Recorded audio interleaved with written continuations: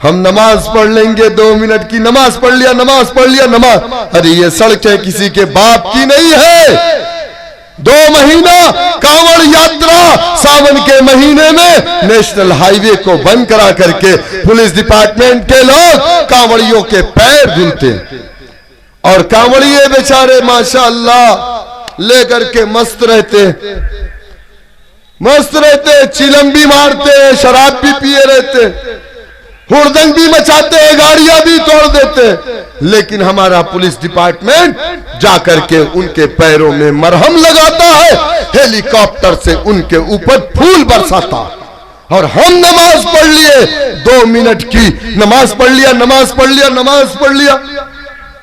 अरे मेरे भाई, ये सड़कें जो बनी है ये योगी आदित्यनाथ जी या नरेंद्र मोदी जी या अमित शाह के पर्सनल खजाने से नहीं बनी है। ये हिंदुस्तान जितना अमित शाह नरेंद्र मोदी का है, ये हिंदुस्तान उतना ही बैरिस्टर ओवैसी, शौकत अली और हाफिज वारिस का भी है।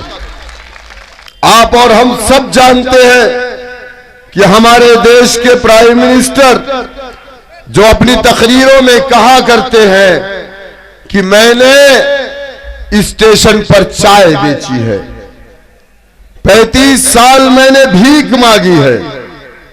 वो प्राइम मिनिस्टर जो कभी भीख मांगते थे, कभी चाय बेचते थे, रात को 8 बजे टेलीविजन के सामने खड़े होते हैं और कहते हैं कि आज से 1000 और 500 का नोट बंद।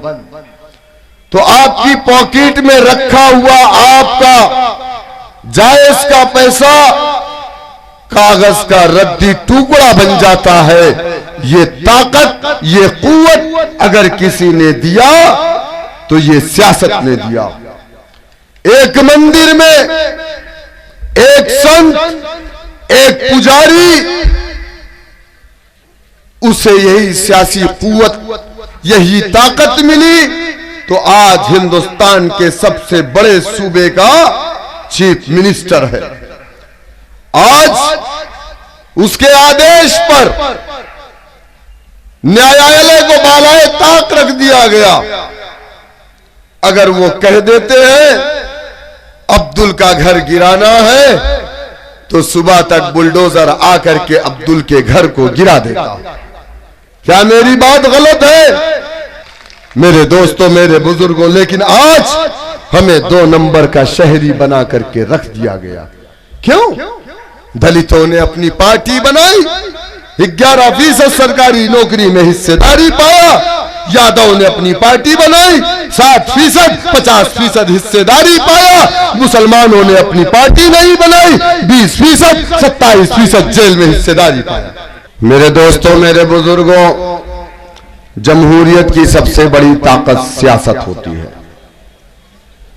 इस देश में, इस प्रदेश में बहुत बड़े बड़े लोग थे जिनके पास ताकतें थी, पैसे थे, सियासी कुव्वत थी, बावजूद उसके किसी को पुलिस कस्टडी में गोली मार दी गई, किसी को जेल के अंदर जहर दे दिया गया, जैसा कि उनके घर वालों का इल्जाम था। मेरी मुराद अतीक अहमद और मुख्तार अंसारी जैसे लोगों से है। अगर हम और आप समझ रहे हैं कि इस देश के अंदर हमारा पैसा, हमारी ताकत है, तो नहीं है। अगर आप ये समझ रहे हैं कि इस देश के अंदर आपकी जमीनें, आपके घर, आपके महल्लात, आपकी दुकानें, आपकी ताकत है, तो मैं कहता हूं नहीं है। अरे आज जो जुल्म, जो ज्यादती, जो नाइंसाफी, जो अत्याचार इस मुल्क के अंदर हमारे और आपके साथ हो रहा है, इसकी वजह सिर्फ ये है कि हमारे पास अपना सियासी प्लेटफॉर्म नहीं है। लेकिन जो जुल्म, जो अत्याचार, जो नाइंसाफी हमारे साथ हो रही है, ये जुल्म, ये अत्याचार, ये नाइंसाफी किसी वक्त में बैकवर्ड समाज, दलित समाज के साथ भी होती थी।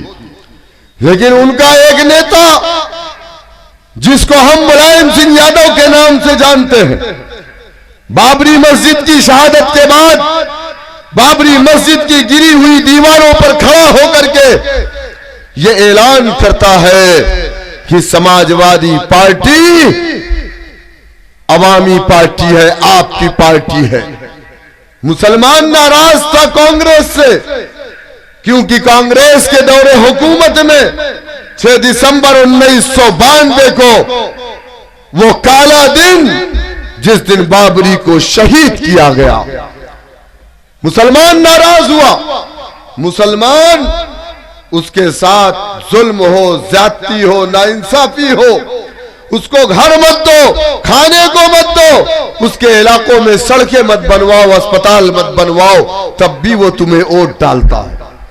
लेकिन जब बात अल्लाह के घर की आ जाए, जब बात आका की आ जाए, जब बात अल्लाह सुब्हानहू तआला के शान की आ जाए, तब मुसलमान उस तमाम पार्टियों से अपना मुंह फेर लेता है जो तमाम पार्टियां इस मामलात में मुलव्विस रहती है।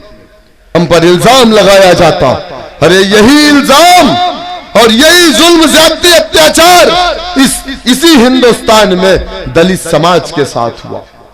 11% जाटव समाज, जबकि SC ST का 130 MP हिंदुस्तान की पार्लियामेंट में बैठा, लेकिन वो खामोश था जब दलितों के गले में मटकी लटकाई गई, जमीन पर ना तुक्के, इनकी बहन बेटियों की इज्जतें लूट ली जाती थी, इनको अच्छे स्कूलों में एडमिशन नहीं मिलता था, सरकारी नौकरी नहीं मिलती थी, उनकी जिंदगी का मुकद्दर बन गया था कि वो सुबह उठ करके दूसरों के घरों की गंदगियों को साफ करते थे।